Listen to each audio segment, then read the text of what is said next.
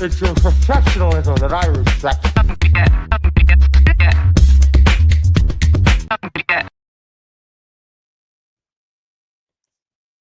Stephanie, good morning. How are you? Happy Thursday to you.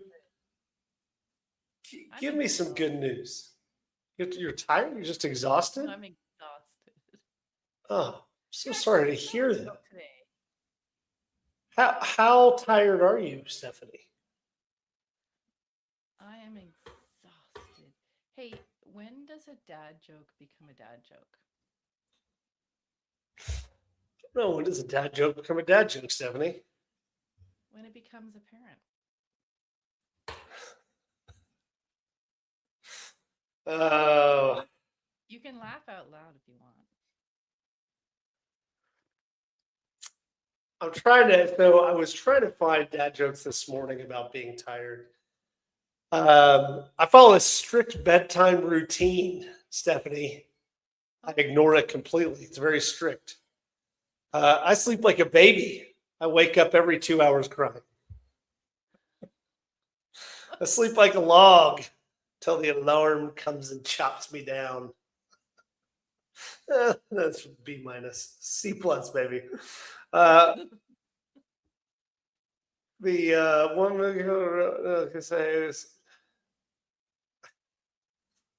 yeah, most of these are really bad. Don't, for the record, don't ask AI for dad jokes.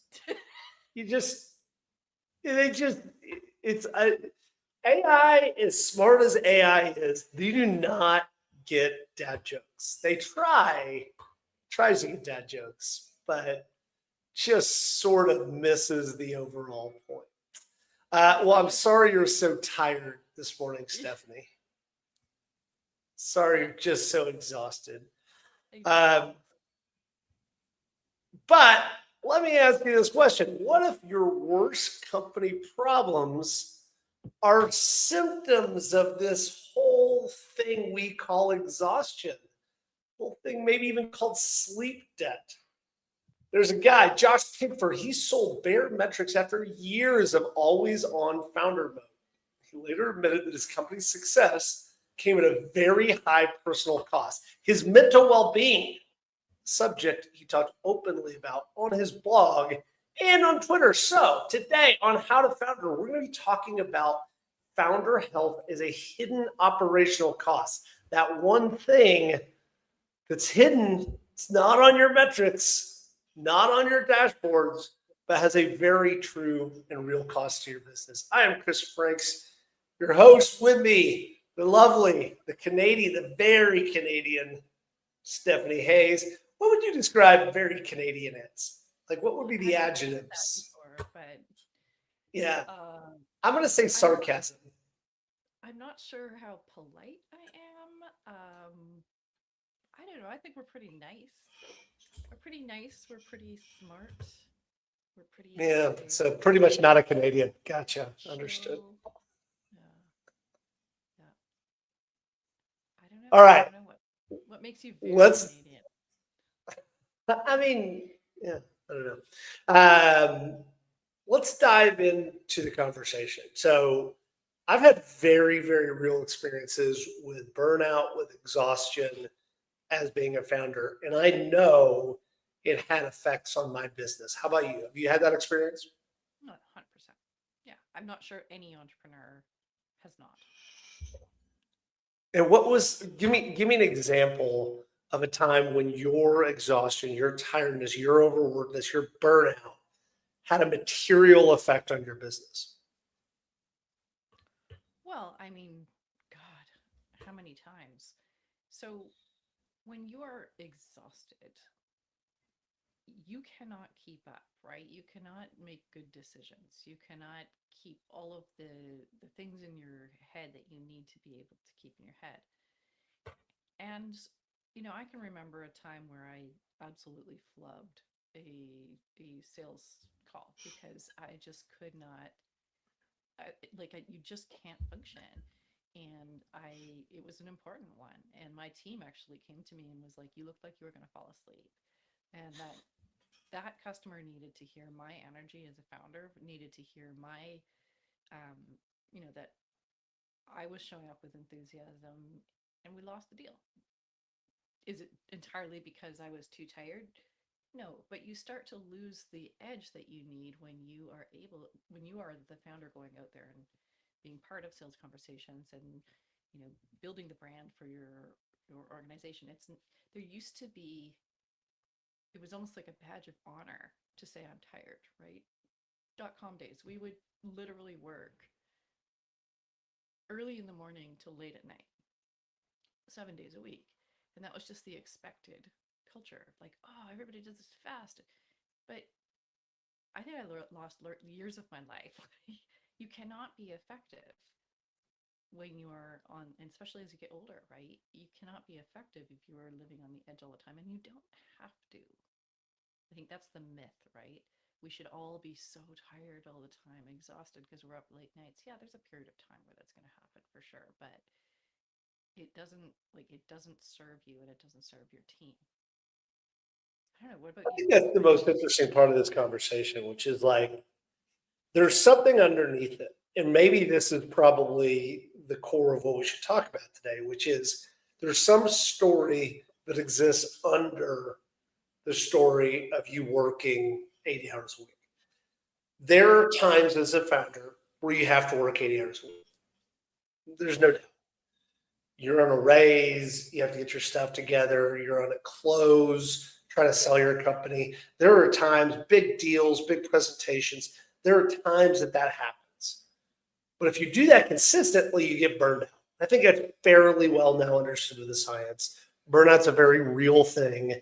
It's defined now roughly, I'm going to paraphrase, as putting in the same amount of work and getting diminishing returns. It's like when you start to show up at work for the same period of time, but your productivity starts to drop, fairly dramatically. What is the story behind that? And how did we as founders start to adopt and believe a story which is fundamentally not true? What is the thing that we believe that makes us show up and try to work like that without any sense of it actually being true, that we have to work 80 hours a week for us to be successful, et cetera? Well, there is narrative there for sure, but I also think it's like early on, it's enthusiasm, right? It's excitement to see something happen. There's pressure, right? There's all this pressure to get to results as quickly as possible. And this is a culture that, we grew up with in the small business world, and you do everything, you do what it takes, you do everything. And I think that comes from the founder being anxious about getting to money as quickly as possible and not missing opportunities, but then that trickles down to the rest of the organization. And we used to be in these startups where it was almost like the harder you work, the harder everyone else had to work, and other people just didn't understand, and we had to do this. Well, that comes from money, right? Like that comes from the pressure from having funding, or the pressure to need to get funding. But I do think that there is a narrative, there is a story that if you're not burning yourself out, you're not a real founder. And I think later on in life, I got to the point where I was like, that's not okay. It's not okay, and it doesn't get you further ahead any faster. In fact, I think it slows you down because you're mushy, right? You're mushy. You can't keep all the balls in the air. You can't show up in the way that your people need you to show up, and it's not like there's no return. Bouts of it Yeah. for sure, like working on a project, deadlines, raising money, whatever. But this constant need to be the one who's always tired and the one who's always busy, it almost like it gives you an out if things don't work, right? Oh, I was too tired. Well, that's interesting. So it could be an excuse mechanism as well. I mean, it's real in the sense that if you are just wearing yourself out, then you're not gonna perform as well as you can. But I think there's another piece here too, Chris, and you can tell me what you think about this. But I think burnout also comes from mental exhaustion, right? if we are trying to build a business that doesn't feel right for us, if we are out of alignment, if we are, um, pursuing something that just, is not quite right. I think there's like the mental exhaustion as well, the constant worry and the constant anxiety. And even if you're going to bed at a reasonable hour and getting enough sleep, that can also just burn you out significantly. What do you think? Yeah, so it's funny what the science, we're still relatively new in this whole idea of defining what is burnout, what are the causes, et cetera. But what we know, and this is, I'm borrowing, this is a terrible analogy, so please don't equate these two. I'm not trying to equate them, but what we know about things like PTSD is that people that are experience trauma, some of those people are able to compartmentalize and just move on, and it really never affects them long term. Some people that experience trauma, even what comparatively would be small trauma to these other people, really have a very hard time moving on. And the analogy there is when you're a founder, you're going to experience stress. That stress you experience differently than I experience. We know that that level of stress, how we experience stress, how we internalize stress, where we feel it in our body, what are the effects mentally, what are the neurochemical effects of that stress. We know that that's a different mechanism and every person experiences that differently. And so there are people that can deal with stress differently than other people. And so what I hear you saying is that when I show up at work and I'm just not feeling I'm not aligned, I don't really feel this thing, that stress is going to be harder to handle because I don't have the underlying why, those foundational beliefs, ideas that'll help keeping me move forward. So I think it's an interesting piece. So stress is the cause. What is stress for you in a startup? And I know it seems like a very obvious question, but I think that there's very different stress and stressors and stress responses for different founders. For you, what's the most stressful thing? I mean, obviously money, but I think that's a little bit too surface level. I think when I say money, I think about responsibility, right? So it's responsibility to the people who have supported me. It's responsibility to my team. It's responsibility to myself, to my family. Like there's a lot of responsibility. So I think when we say money is the stress, it's not so much the money, it's what you've committed to, right? And what you've promised other people. And that I think is the biggest thing that causes founders to start behaving in ways that are not healthy for themselves, right? This sense of responsibility and the fear of being judged, right? I think that those two are the number one stresses that I see impacting founders' behavior. But the stress is also deadlines and um, the pressure to deliver as much as you can and as quickly as you can. And I often work with my founders to try and get them out of that sort of that pattern because they end up building something that isn't quite right. And I have like forced founders to slow down and refusing to move them forward because I could tell that they weren't quite there yet, right? So that constant pressure of I have to do something, like we have to be in motion running in the wrong direction, like that's where stress sort of compounds, right? Is we're not there yet, but B, we're not there yet and we're going in the wrong direction, or I don't know if I'm going in the right direction. Like there's a lot on founders that put pressure on them to be clear and certain. And I think most founders aren't clear and certain. Nobody's ever going to be clear and certain. And some people are okay with that. Like I'm quite comfortable with ambiguity and uncertainty, but that's a learned behavior. But someone who's new to owning a business, a lot of people are very, very, very uncomfortable with uncertainty, and so they'll commit to a path just to be committed to a path. but they might be swimming upstream, right? So I think there's all sorts. I mean, there's all sorts of stressors, but it's uncertainty and it's fear of judgment and um, it's the responsibility. It's funny. It's because as you start to talk about this, I realize that there's an unlimited amount of things to be stressed about. Ultimately, like foundationally, what I think this comes in is that you don't start a small business to fail. You don't start a company to fail. You want to be successful and you have in your mind what success looks like, even if that's not really what your success will ultimately become. But you have like famously, people like, I'm going to be on an island. I'm going to be an island, kicked up in the feet.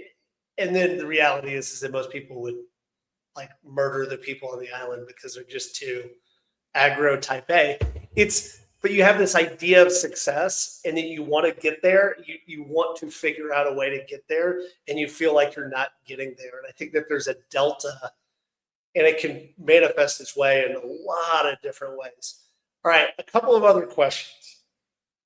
You're starting to feel genuinely stressed and a little bit burnout. You have a team of, let's say, 8 or 10 people. What do you share with them? How do you share this? What is the conversation that you have? Or classically, do you just hide it or have conversations with other people? Well, if Anthony and I were here, this would be a point we'd probably argue on. But my approach would be to go to the team and say, look, here's what's real. I'm burnt out. And if I'm burnt out, I'm not going to be able to do what I need to be able to do effectively and in support of you guys. So here's what's going to happen. For the next 5 days, I am taking this and this and this and this off my plate. And I'm going to ask you guys to support that, right? You don't have to do the work, but we're going to have to find a way that I can rest. And here's what that's going to look like. Every one of my team members would be like, great, thank you for being so honest. Thank you for, like, we will rally. But if I just keep showing up in a way that's not supportive of them, like that's just belaboring or delaying the inevitable, right? So I would hope that I'd hired a team that would be like, we got you, right? What about you? What would you? I think well, I'll tell you my personal experience. So last company, I was genuinely burned out, didn't really recognize it, but I was doing things that were incredibly unhealthy. And we implemented EOS. And when we did the accountability chart with EOS, it was stupid. It was dumb. I was accountable for all the things. And I realized that there was 2 effects of that. Number one is I was burned out and resentful, and my team was resentful that I wasn't passing more stuff on to them.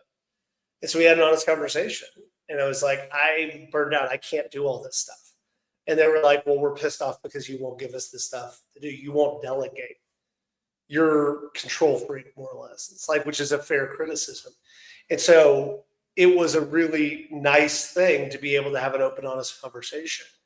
I think that there's another element of that, which is there is data that shows that companies with co-founders are more successful than companies without co-founders.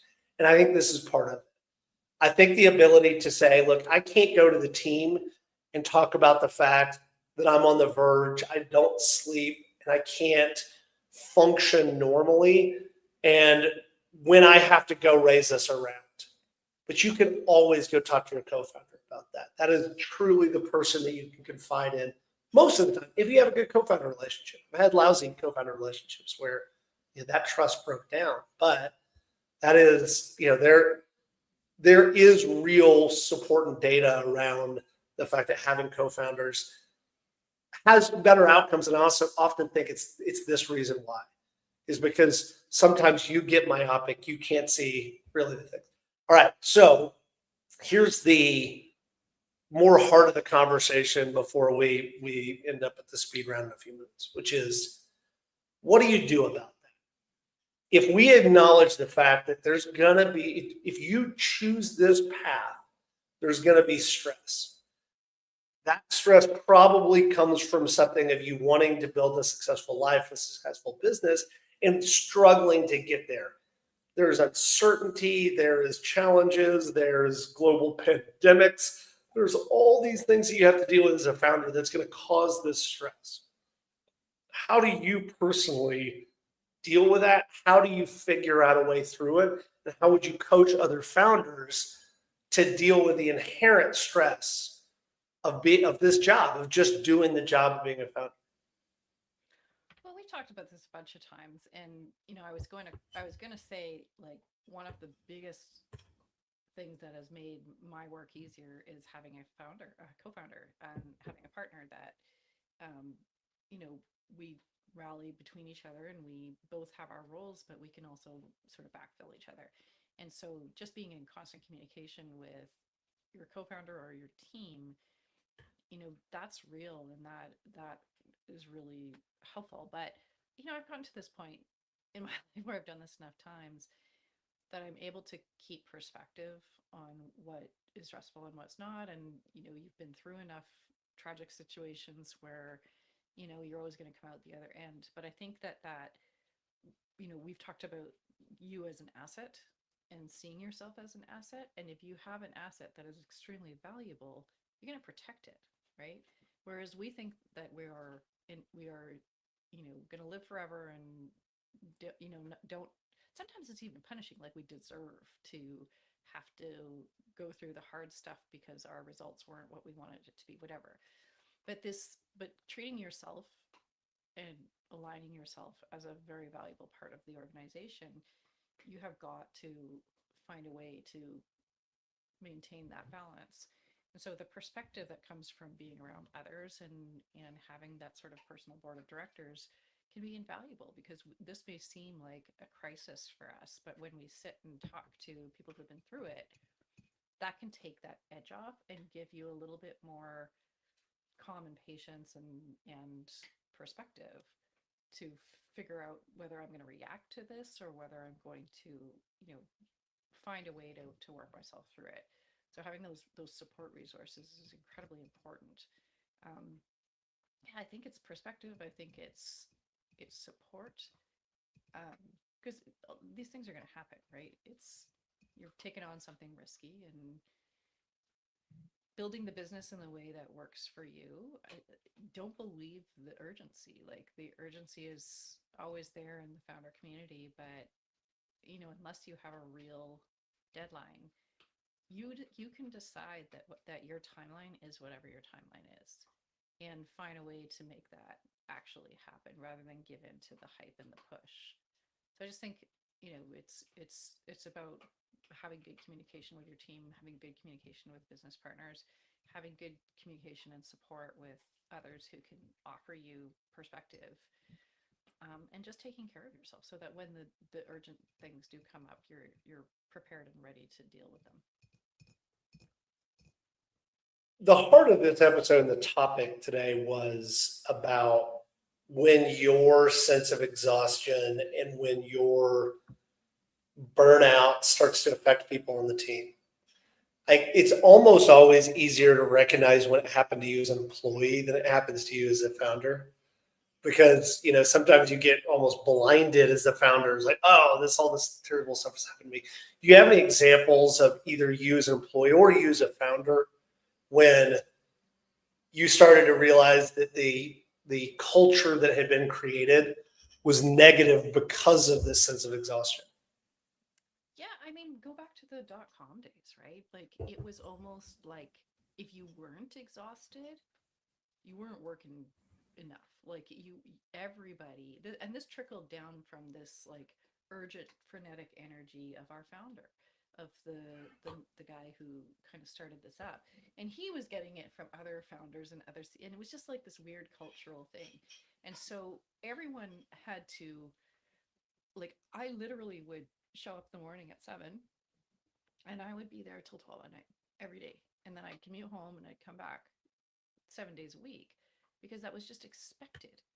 And so when you create that culture, everyone's burned out, nobody's performing, and everyone's like resentful. But it becomes this weird cultish behavior. And the other way that it becomes contagious is when you are not performing and you are causing the rest of your team to pick up the slack. That's you spreading your exhaustion and your stress to the rest of the organization and making it impossible for them to be successful. We just finished a round of our CEO evolution program where CEOs, founders are taking their business sort of into the role that they actually want it to be. And it's really interesting. They go through an exercise where they kind of assess everything that they've taken on as founders and how many times these founders just hold on to everything that they don't need to be doing because they don't trust that anyone else can do it. They have this narrative that I'm the only one who can do it right, or it's easier and faster for me to just do it than to train someone else to do it. Fear of letting go. And then there's this other thing where it's like I'm only valuable if I'm doing all the work. We just had a big coaching session about that yesterday. And shifting that mindset from my staff in this little startup, if I'm not showing up and doing all the work too, everybody's going to think that I'm just lazy or I'm like a, egotistical or whatever. When the team's not really thinking that, right? The team is just like, please just get your hands out of this.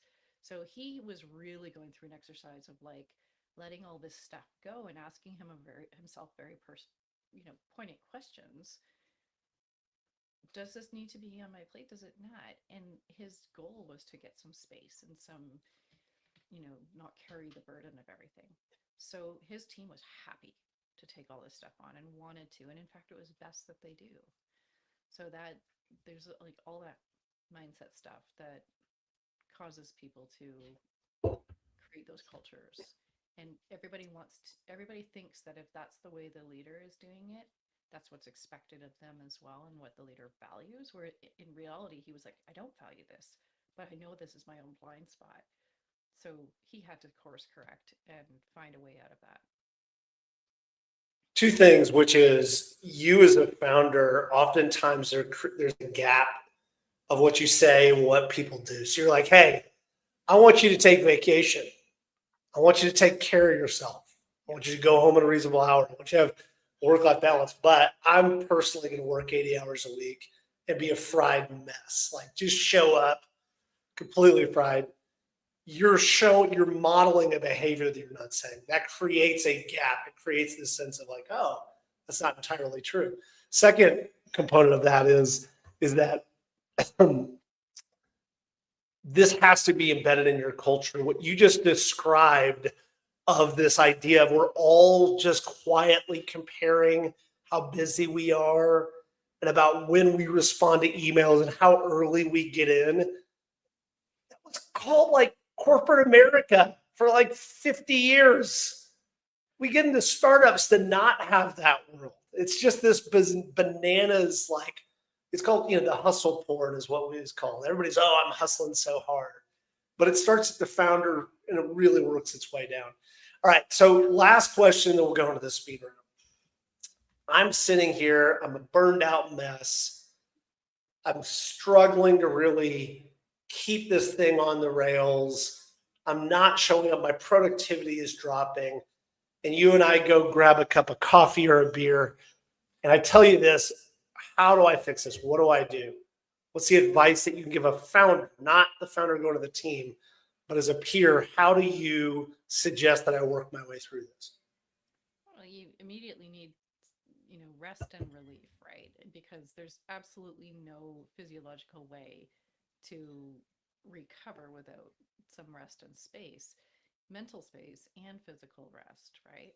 So I think the conversation is about obligations and perceived obligations. Like, what is actually true right now about your situation? Is it true that the things you're telling yourself that you have to be doing in those are on your plate and they're actually real obligations?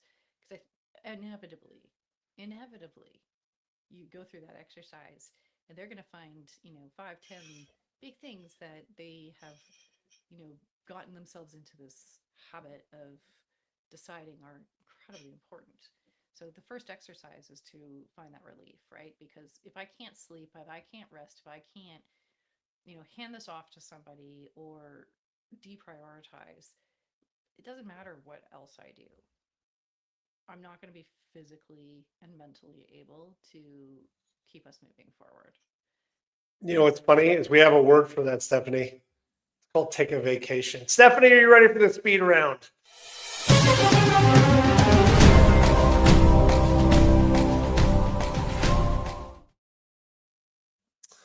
Stephanie, speed round. Quick questions. Answer first thing that pops in your mind.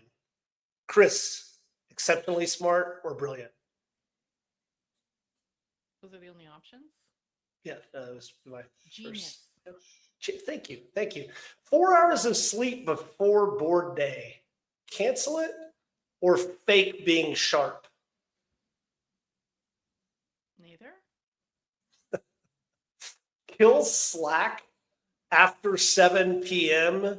forever, or allow people to work whatever hours that they feels best Allow productive people to for them. work whatever hours that they feel, but with the rule that they cannot overburden themselves because everybody works in fits and starts and bursts.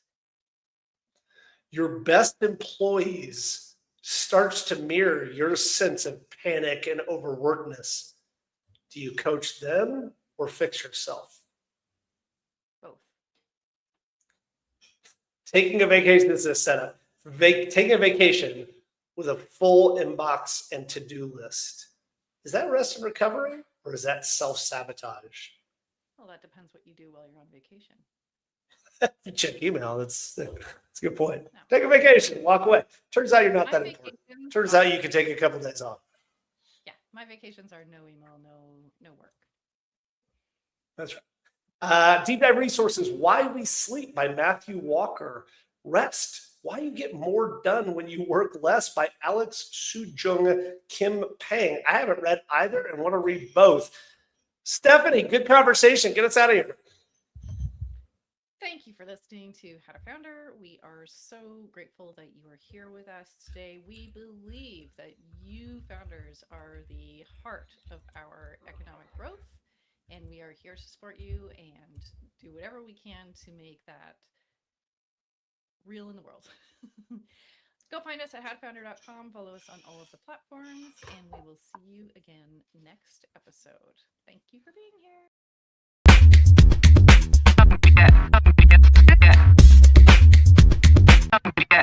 It's almost as if you have no business training at all.